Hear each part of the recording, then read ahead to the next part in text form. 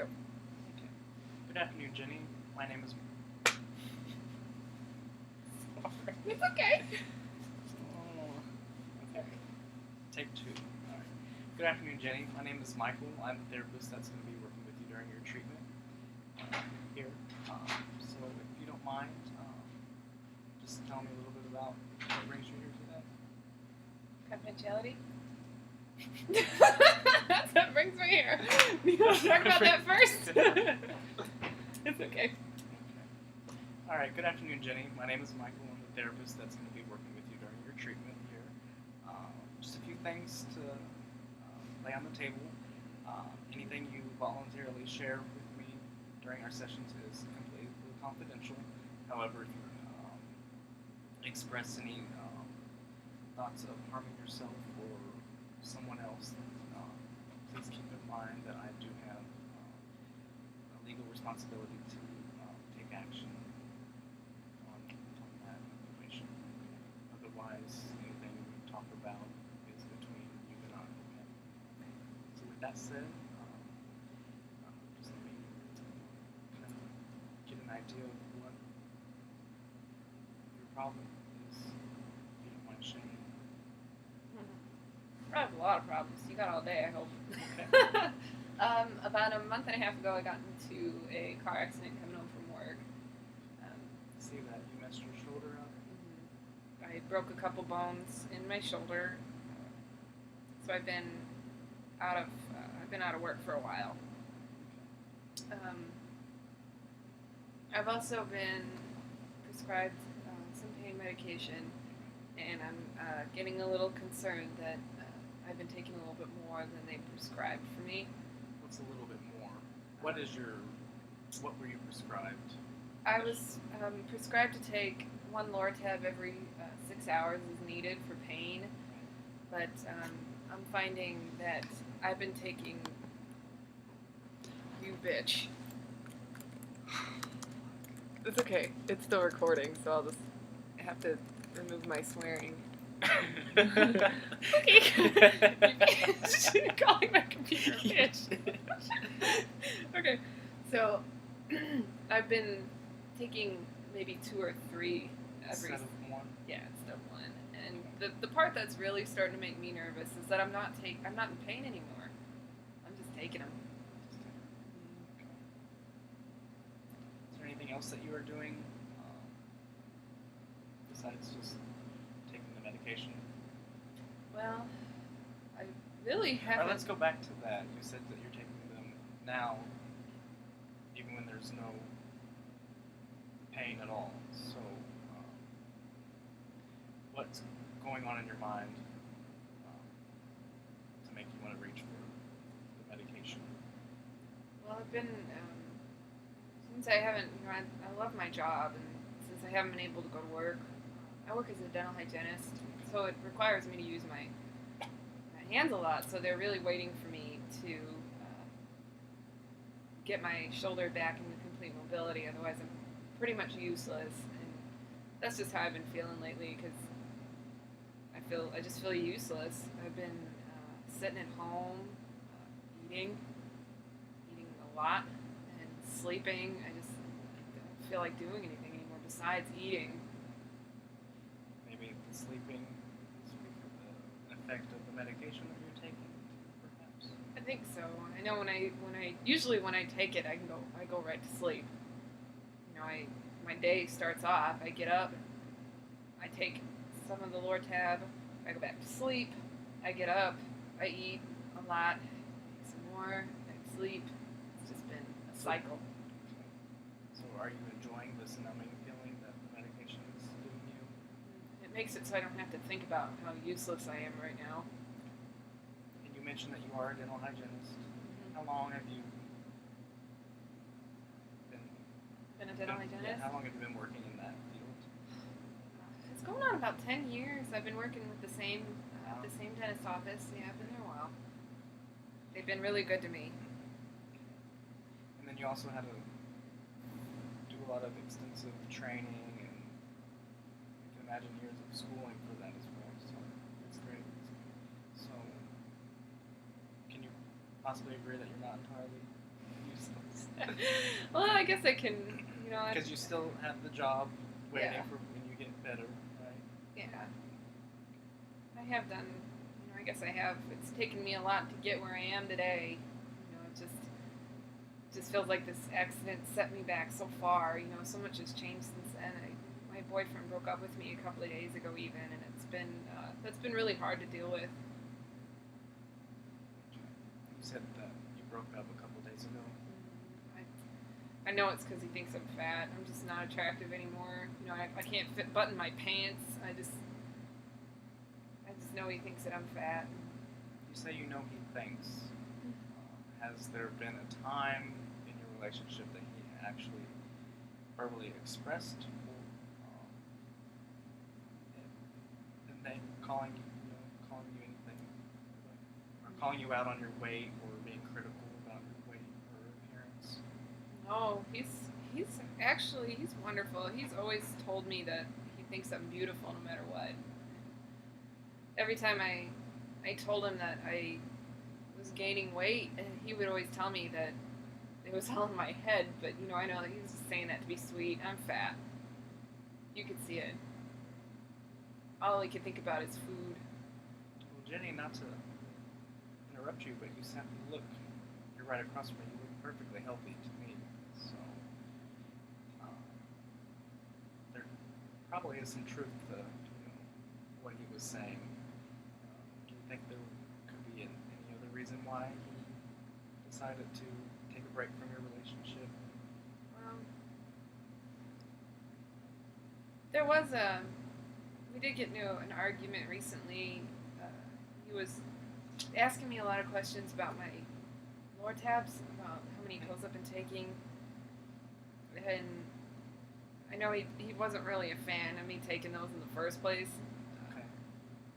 His mom had some issues with chemical dependency and abusing medications. I believe she was more messing with Xanax though, but she had some history of stuff like that, and I think he might be worried that I'm turning into his mom. But his mom's fat too, so it's just can't seem to get that out of my head. That maybe my being fat and taking pills is making him think of his mom or something. I don't know. Well, let's go back to the over medicating on the Lortabs. Do you think he was expressing concern, out of fear that for your safety, and that he doesn't want you to end up going down the wrong path to a life of addiction? Possible. He did always kind of smother me a little bit, just kind of worrying that I was gonna end up overdosing or something like that. Even though he's silly, he need to take a lot more than 3 or 4 at a time to overdose on some Lortabs. But he did always show that he was concerned for me for that. Is there anybody else that you can identify that is supportive of you? Is there any other close relationships that you can identify? Well, when I started, when I got into my car accident and I was stuck at home, my coworkers, they called me at first, like that first week, asked me if I needed anything, and they would bring over food and stuff, and, they were helping me out, but, I feel like they've really kind of stopped doing that as much, and I don't think anybody really cares, everybody's got their own problems. Why do you think they don't call you as much? Like I said, they've probably got their own stuff going on. Though there was this time where the receptionist called me and I was sleeping. Took a couple pills and fell back to sleep. Yeah. They should Well, understand. I kind of got a little bit short with her for waking me up. I wasn't happy about that. She hasn't. So you kind of snapped when they called you? A little bit. Okay. So maybe they're just giving you a break. It's possible. Maybe I guess it could be that maybe they're thinking they don't want to bother me, because I was in a lot of pain those first few weeks. And like I said, I'm not in as much pain anymore, but at the beginning there, I didn't even want to talk to anybody because it just hurt so bad. So it sounds like what you're telling me is you haven't been hearing from them because it's not so much that they care about you. It's just that they understand that you're in pain and you're at home trying to heal up, and they're just trying to give you your space. I guess that makes sense. It's just so easy to think that they just don't care, but that could be it. Because it did kind of slow down when I yelled at her. And it was pretty much related to the fact that I wanted to sleep. I just wanted to be left alone when that went down. So, let's see. My clothes. You could say it out loud. It's okay. I'll take it out. Goals. Goals. Okay. What should we? Goals. You can ask me what am I wanting. What do I want to do? And where do I want to be? What do I want to change? So Jenny, can you kind of talk with me more about what you would like to see changed in your life at this point? Well, I really, really want to go back to work, and I know what I have to do that. I know I have to get into physical therapy, but everybody keeps You're not telling in me. physical therapy? No, not yet. I haven't. I've been afraid to sign up for it because everybody keeps telling me how bad it's going to hurt, and already it's hard enough for me to lift my shoulder up this much, and I know that they're going to be pulling and tugging on it and making me do all this stuff, and I just am afraid that I'm going to start hurting again. And that's understandable. It's something you've never done any kind of treatment like that before. No.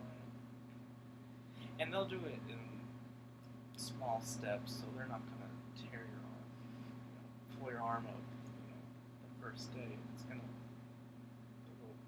It's a slow process, but also just keep in mind that there may be some pain during that treatment, but it's temporary, or it's temporary pain as well. That's a good point. It's just people psych you out about that kind of stuff, and I'm worried too that when I go back to work, that my coworkers are gonna be able to see how much weight I've gained, and I'm so uncomfortable with that. I just feel like they're gonna see me walk in the door and just look at me and be like, "Damn, she got fat," I don't think they will say that. I don't know. Pretty catty. Yeah. I just when you walk in there, you just feel like they're just judging you. So with that said, what are some? You mentioned physical therapy. You'd like to get set up with that. Are there any other goals that you would like to set for yourself? Well, I'd like to lose this weight. Okay. That's really stressing me out that I've gained about 10 or 15 pounds from this. What are some alternative options? What are some options that you can think of that can help you achieve losing the weight? Because we can refer you to a physical therapist today. That would be if great. you're okay with that. If I do it now while I want to, then maybe I'll be more, If I go home today, I'm probably just gonna go to sleep and not do it. So that. Well, we actually have a few in our clinic. This is a family medicine practice, so I can start the referral process today. You give me permission to send over any kind of information that's on your medical chart. Yeah, I appreciate that. That would be very helpful. Okay. And then, so with that said, then I can get that set up for you, and then all you would have to do is just wait for a phone call with the receptionist telling you your appointment and where to go and things like that. That'd be great. Thank you. So we got one goal, in progress now. Mm-hmm. So how do you feel about that? I feel that makes me feel better, but I still got to get this weight thing, before I go back to work. Okay. So, you mentioned you gained about 10, 15 pounds. Mm-hmm. You're eating lots of pizzas, cheese, sweets, so it's a lot of carbs and sugar, right? My big thing now is there was a sale at the market, and I bought all these little Debbie cakes, and they're still hanging out in my pantry, and I could sit down and eat a whole box of those, and I got about a dozen boxes left. In fact, I got one with me. Can I eat it now? Let's refrain. Let's refrain from that. Okay. But I mean, after the session, I guess if you would like, you can have that as part of a reward for making it through your first therapy session. Okay. So you mentioned that you bought a whole bunch of sweets that were on sale when you were last at the store. Do you think going home and eating a whole box of that will help with you achieving your second goal that we set up today, as far as working on weight loss? The thing with those is, when I'm sitting there and I'm eating them, I'm happy that I got these little Debbie cakes and they were making me happy because I could eat them. Then when I'm done eating them, I feel like a big fat piece of crap. So, no, they're not going to help me. So what are some alternative, what can we do to not make you go home and eat those and feel like crap, as you say? Well, Is there anything that you can think of that you can do at home to change that? well, there is something. When I was a teenager and in my 20s, I was very, very, very overweight, and I learned how to eat more healthy and exercise, take better care of my body. So I do have I really enjoyed cooking. I really got into it, and I know how to cook healthy. It's been really hard to motivate myself to do that. So I know that that's something I still know how to do. So I might be able to pick that back up. Okay. So, do you like homework? I like to be busy. You like to be busy? Yes, I do. I'm gonna throw out some options with you and see what you think. Maybe after this session, until the next one, or when you go home, I would like for you to throw out all of the sweets in your home. I can do that. I can go home today and do that. That way, it's not in the house, and you won't be tempted to reach for them in the cabinet. Is that something you'd be willing to try to do? Yeah, I can do that. And then you mentioned that you like to cook in the past. Perhaps whenever you're feeling like you should take some extra medication, you could go through the books and pick out a recipe for dinner that day, and that would also help you get out of the house by going to the grocery store to pick up the supplies that you would need to cook the meal. Maybe you could reach out to your boyfriend and invite him over one evening when you feel comfortable. That's just an idea.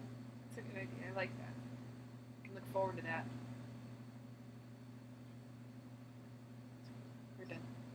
Do you have any other questions for me today, Jenny? No, that was. I feel a lot How are better. you feeling right now? I feel pretty good. I feel Good. it's nice to have a plan. And I notice that your affect is much more positive right now. So,